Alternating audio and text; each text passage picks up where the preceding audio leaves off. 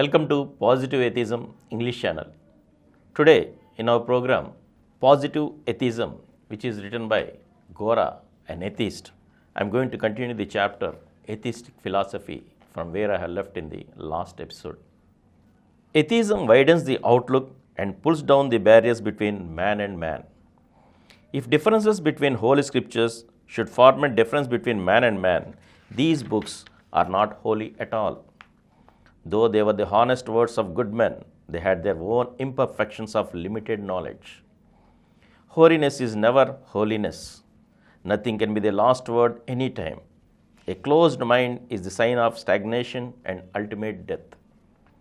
Life is open and ever growing, so holiness is a warning of its incompatibility with the present times. Atheism keeps an open mind and does not flinch from rejecting the world whenever it is a hurdle on the road towards a common humanity. Theistic philosophy created certain disciplines of understanding, though its fault lay in accepting their interferences as truths without subjecting them to the test of verification. Atheism can usefully adopt the disciplines with the correction of verification. The foremost among the disciplines which grips modern thought is the method of causation. It lays down that events are related as causes and effects. Causal thinking replaces analogical understanding and dispels the superstition of belief in special creation. Further, as effects follow causes, there is no room for prayer and worship in causal understanding. So, for causal understanding is useful. But causal understanding committed a mistake when it supposed that the relation between cause and effect was certain and universal. The chain of causes determined every event and allowed no scope for free will. That was the basis of fatalism. Indeed, the determinism of causation was motivated by the slavish desire of surrender. So, theists could take causation as certain and universal. But rethinking with an open mind exposes the defects of certainty and universality. According to universality, if everything had a cause, the first cause should also have a cause. If the first cause could be without a cause, anything else could be without a cause. So, the assumption of universality and of the first cause was arbitrary rather than rational. Again, if there was certainty, there can be no morality. Every wicked deed could be justified as a link in the chain of the causes. The same way of thinking led Hindu philosophy to postulate rebirth of the soul to live through the virtues and vices unrequited during the previous birth. Here again, the question of the first act is exposed to the same embarrassment as the question of the first cause. So, causality is neither certain nor universal. The reality of free will and morality give the lie, the both. The atheistic philosophy looks at causation in a different way. Atheism regards the cause-effect relation not as a certainty but as a probability. The degree of probability increases with proximity of events and decreases with their distance.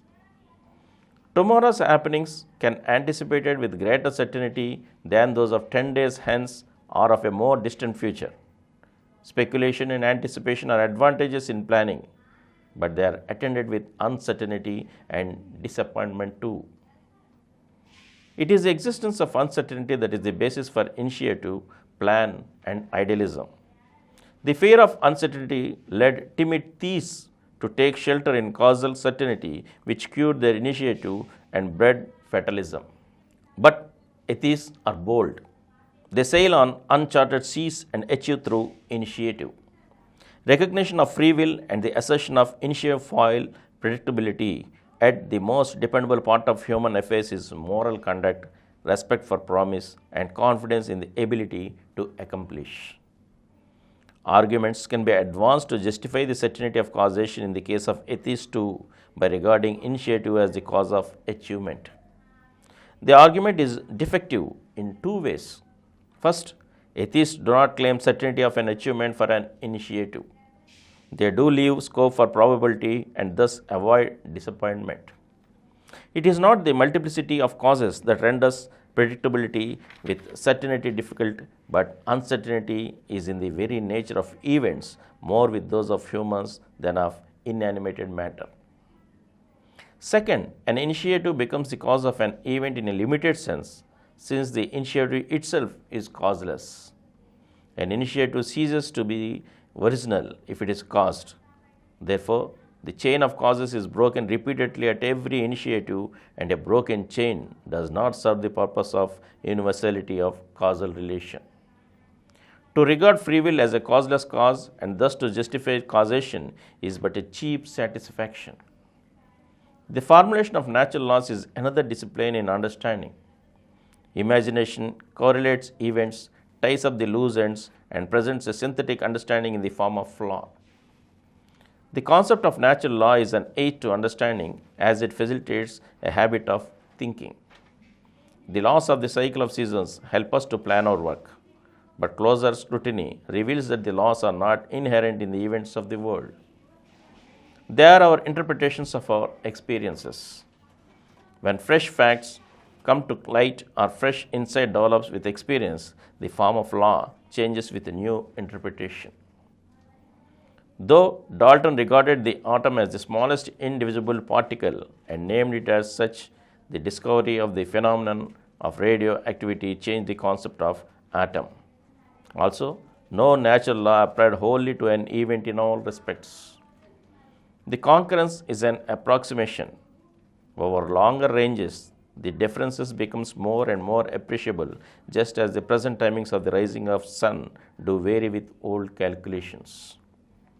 Not that the old calculations were wrong, but the happening is varying. So a natural law expresses the present average of our experiences. We fit in the understanding into the event instead of the law determining the event. When we visit a boot shop, we fit our foot into a shoe rather than the shoemaker fashioning the shoe to the size of our foot.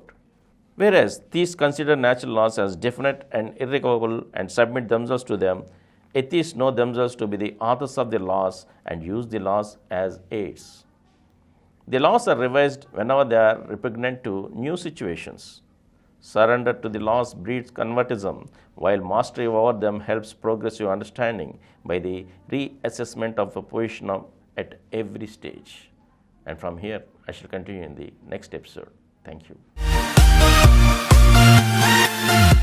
For more videos, please subscribe to our Positive Atheism English channel presented by Samaram channels, which has crossed more than 20 crore views. Please like, subscribe and share our videos, and for notification of our new videos, please click the bell icon.